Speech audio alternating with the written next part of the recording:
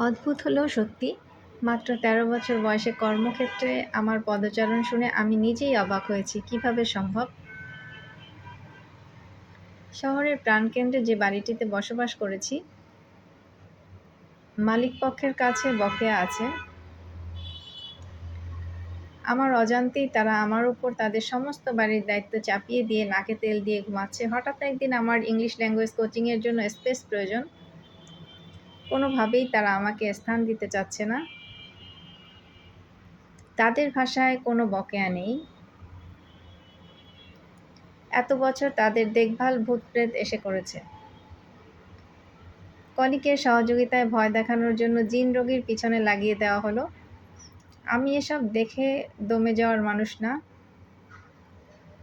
কারণ বেঁচে থাকতে হলে রিজিক নষ্ট করে দেওয়ার প্রশ্রয় দেওয়া যাবে না। উকিল সাহেবকে প্রয়োজনীয় ডকুমেন্টস বুঝিয়ে দিলাম।